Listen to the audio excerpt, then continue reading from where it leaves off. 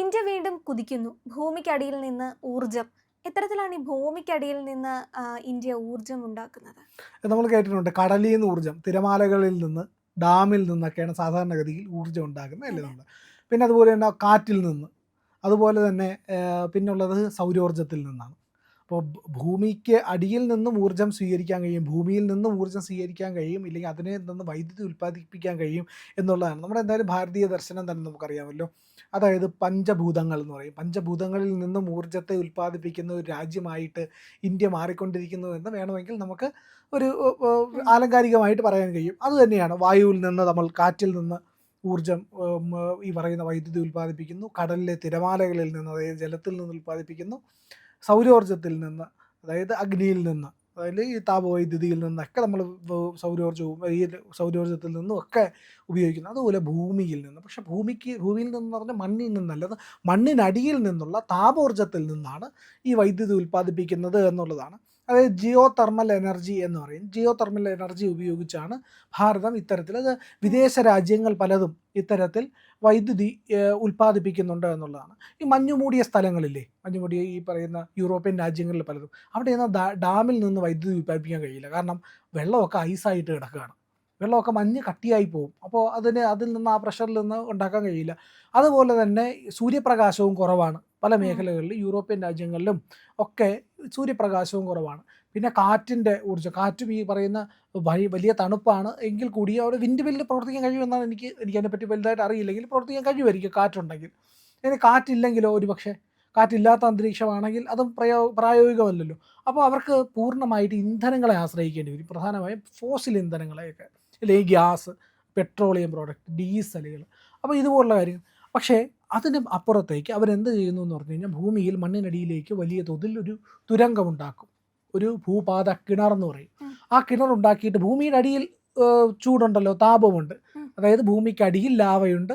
ആ പറയുന്ന അത് ഭൂമിയുടെ കോർ എന്ന് പറയും. ആ കോറിൽ നിന്നുള്ള ഊർജ്ജം, അത് കോറിൽ അങ്ങ് എത്രയും ദൂരത്തിലേക്ക് പോവില്ല, എങ്കിലും കുറച്ചൊരു താഴ്ചയിലേക്ക് പോകുമ്പോൾ തന്നെ താപം കൃത്യമായിട്ടുണ്ടാകും എന്ന് പറയുന്നത്. ഏതാണ്ട് 100 ഡിഗ്രിയിലേറെ ചൂട് അവിടെ നിന്ന് ഉൽപ്പാദിപ്പിക്കുന്നുണ്ട്. ആ ഉൽപ്പാദിപ്പിക്കപ്പെടുന്ന ചൂടിൽ നിന്ന് ഈ പറയുന്ന എന്ത് ചെയ്യുന്നു, ഊർജ്ജത്തെ ഊർജ്ജം. സ്വീകരിച്ചുകൊണ്ട് ഈ പറയുന്ന പിന്നെ നടക്കുന്ന പ്രോസസ്സൊക്കെ സാധാരണ പ്രോസസ്സ് തന്നെയായിരിക്കും.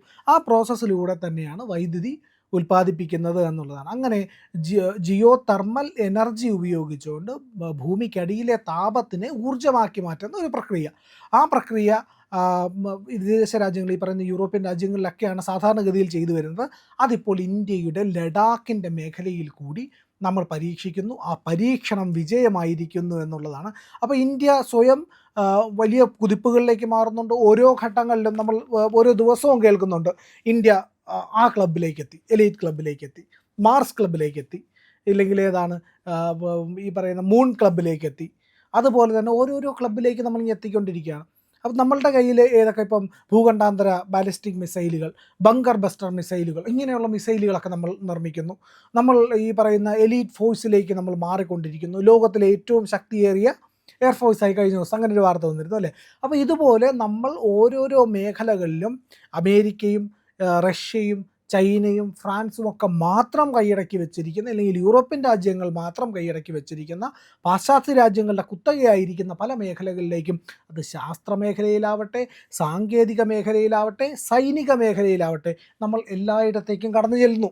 അതുമാത്രവുമല്ല, നമ്മൾ എന്ത് ചെയ്യുന്നു, നമ്മൾ വലിയ തോതിൽ പുനരുപയോഗ ഊർജ്ജ മേഖലയിൽ തന്നെ നമ്മൾ വലിയ കാഴ്ചപ്പാടോടുകൂടിയാണ് നമ്മൾ സമീപിക്കുന്നത്. വ്യത്യസ്തമായ ഊർജ്ജ മേഖലകളെ സംയോജിപ്പിച്ചുകൊണ്ട് ഒരു ഊർജ്ജം ഉൽപ്പാദന പ്രക്രിയയാണ് നമ്മൾ ലക്ഷ്യം വയ്ക്കുന്നത്. ഇന്ത്യ ഒന്നിനെ മാത്രമല്ല ആശ്രയിക്കുന്നത്.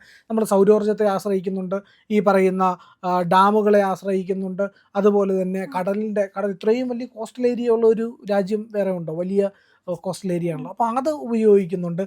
അത് മാത്രവുമല്ല, നമ്മൾ എന്നിട്ടോ ഈ പറയുന്ന പല വിധത്തിലുള്ള ഗ്യാസുകൾ ഉപയോഗിച്ചുകൊണ്ട്, ബയോഗ്യാസ് ഉപയോഗിച്ചുകൊണ്ട്, വേസ്റ്റിൽ നിന്ന് എനർജി ഉൽപ്പാദിപ്പിക്കും.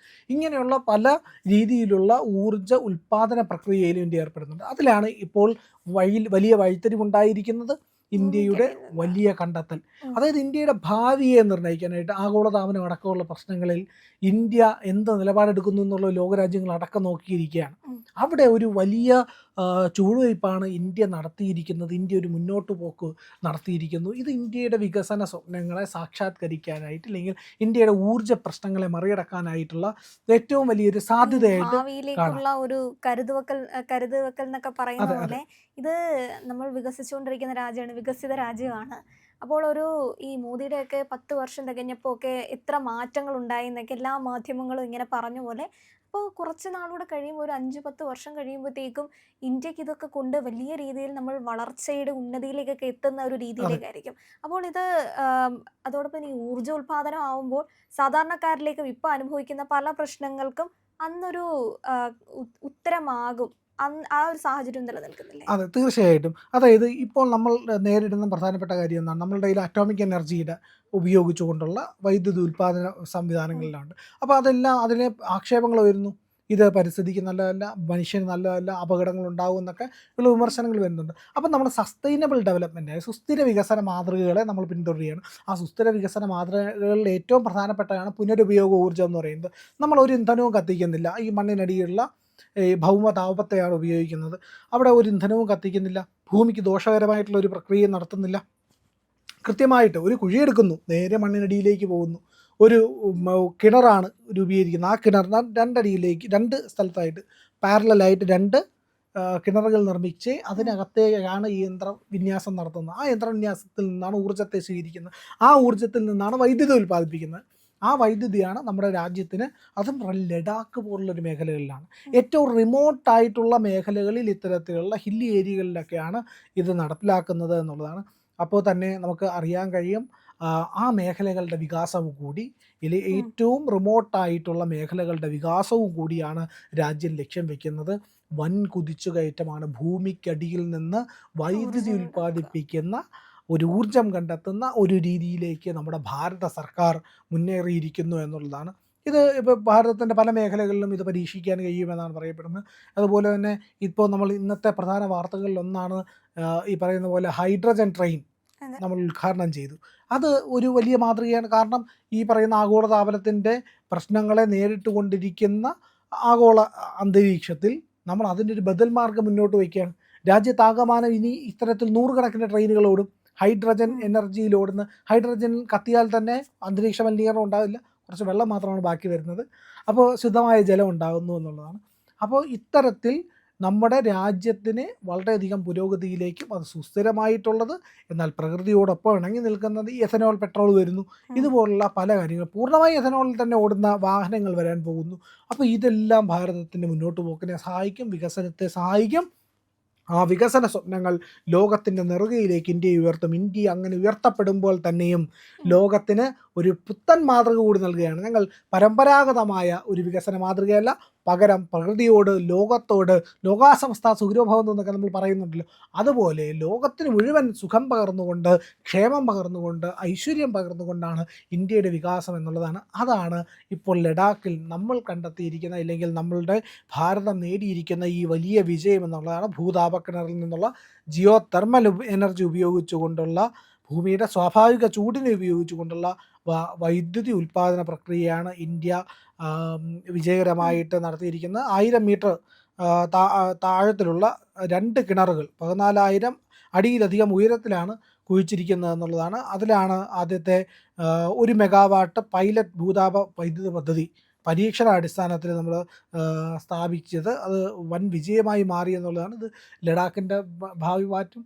നമ്മുടെ ഈ ഇന്ത്യയുടെ പുനരുപയോഗ ഊർജ്ജ പദ്ധതികളിലെല്ലാം തന്നെ വലിയ മാറ്റമുണ്ടാക്കും എന്നുള്ളതാണ്. കാലാവസ്ഥാ വ്യതിയാനത്തെ അടക്കം ചെറുക്കാനായിട്ട് ഇതിന് കഴിയും എന്നുള്ളതുണ്ട്. അങ്ങനെ ലോകത്തിൻ്റെ മറ്റൊരു എലീറ്റ് ക്ലബിലേക്ക് കൂടി ഇന്ത്യ എത്തിയിരിക്കുകയാണ്.